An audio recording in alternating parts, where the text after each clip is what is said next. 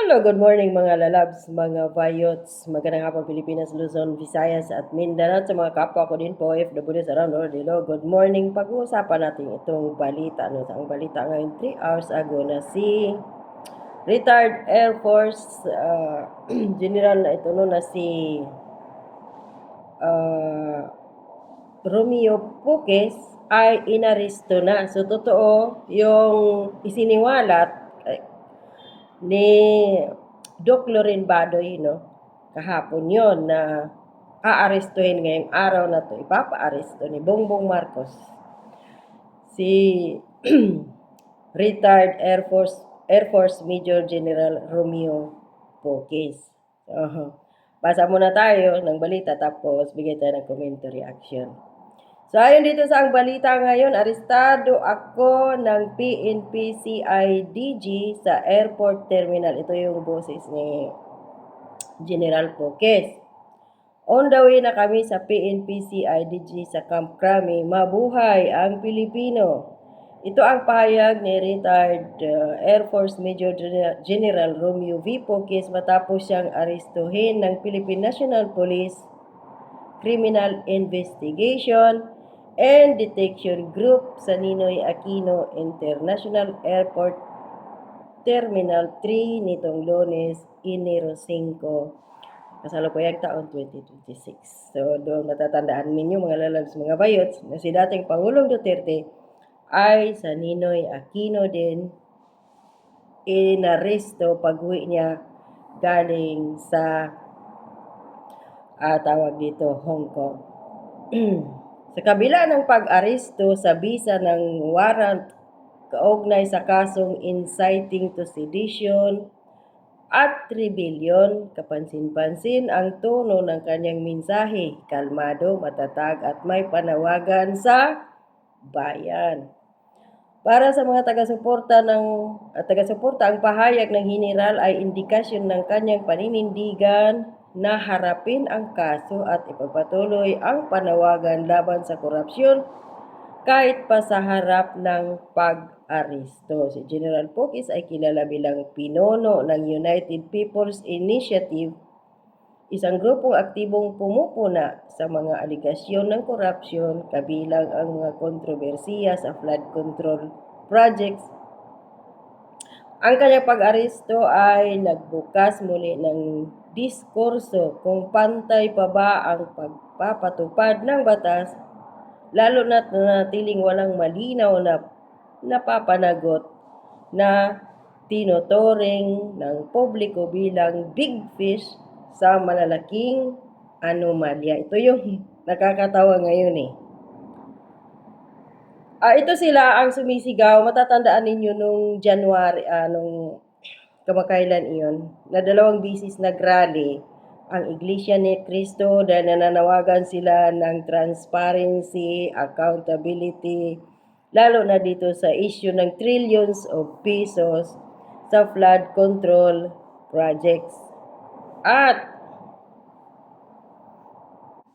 kasama ang maraming mga Pilipino na nananawagan na hanggang ngayon, nagiging January 5 na ngayon, ang pangako ni Bongbong Marcos bago magpasko, maraming magpapasko sa kulungan, tapos wala si Diskaya, ulitin natin, full guy yan sila.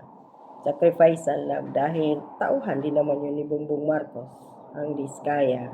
Kasabwat nila yan sa mga billions of pesos na mga flood control projects na mga substandard o yung iba ghost projects pa. So ngayon, ang tanong dito, martial law na ba ang Pilipinas or silent martial law na wala ng kalayaan ang tao na manawagan ng transparency, mapanagot ang kung sino man sa pagnanakaw sa kaban ng bayan ng mga Pilipinong naghihirap, kaming mga OFWs. Wala kaming matino na mga programa mula sa administrasyon ni Bongbong Marcos. And yet, ninanakaw ang trillions of pesos taon-taon na contribution ng mga OFWs around the world. Dahil kung wala ang OFWs around the world, matagal nang bagsak ang ekonomiya ng Pilipinas. Matagal nang naghihirap o patay na siguro ang bansa, wala na. Kasi walang resources, ninanakaw ng mga kawatan. So ngayon ito, inuna pa ni Bongbong Marcos ipakulong or arestuhin si retired General Romeo Poques kaysa mga sangkot sa mga pagnanakaw sa kaban ng bayan ng billions of pesos na kung saan maraming mga tao, maraming mga Pilipino ang nawalan ng kanilang bahay. Maraming tao, mga Pilipino ang nawalan ng mahal sa buhay, na anod sa baha, na gumuho ng mga lupa doon sa mga bukid-bukid area. Maraming nawasak, no, na mga pananim dahil sa walang maayos na flood control projects. Dahil ninakaw nila. Inuna pa ni Bongbong Marcos si General Poques pinaaresto kaysa kay Zaldico sa kanyang sarili, kay Sandro Marcos na kanyang anak, sa kanyang asawa na involved sa 100 million pesos. Di umano yan sa mga balita. Wala. Yung mga tao na nananawagan lang ng pagkakaisa or patalsikin si Bongbong Marcos dahil kitang-kita naman talaga na inutil siyang presidente. Wala siyang ginawa. Bagsak na ekonomiya. Grabe ang utang. Pinakamalaki ngayon ang budget 2026. Tapos, walang major projects. Ninanakaw lang nila. Wala pa siyang napatunayan, wala pa siyang na ipakulong. Paano ba naman ipakulong ni Bongbong Marcos ang kanyang sarili? Paano niya ipakulong si Martin Romualdez na pinsan niya? Paano niya ipakulong si Sandro Marcos? Paano niya ipakulong si Zaldico? Nakasabwat nila sa pagnanakaw. At paano niya ipakulong yung ibang mga construction companies na kung saan kasabwat din naman sila doon. Baka ikanta din sila, di ba? Ito yung nakakatawa. Itong si IDG, itong mga taga-PNP, mga polis na to, ang bilis ninyong mag-aresto kay retired General Poques. Pero doon sa mga kawatan na pinangalanan na, wala kayong ginawa. Nakakatawa. Mga ganitong klase lang ng tao ang kaya ninyo hulihin. Pero si Martin Romualdez o si Bongbong Marcos, hindi pwede kasi may immunity. Sandro Marcos, Zaldico, bakit hindi nyo hinuli? Doon sa mga nagnakaw ng trillions of pesos, wala kayong ginawa dahil naabunuhan kayo. Mga pulis, mga putang ina ninyo talaga. Ayaw pa sabihin ni Bongbong Marcos na martial law.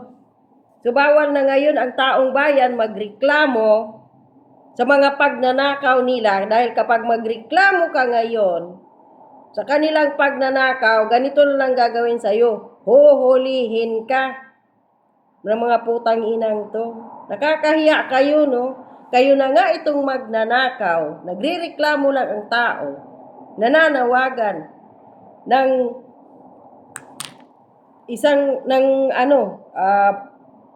pananagutan or may managot. Tapos ngayon, yung nananawagan na sana may managot sa mga magnanakaw na to. Aba, siya pa ngayon, yung nananawagan pa ngayon, ang pinahuli ng isang kawatan. Nakakatawa ang bansang Pilipinas. Nakakahiya. Bagay, hindi na tayo magtaka. Di ba si Tatay Digong galit sa droga? Pinangalanan niya si Marcos na nagdodroga. Pinangalanan ni Aimee.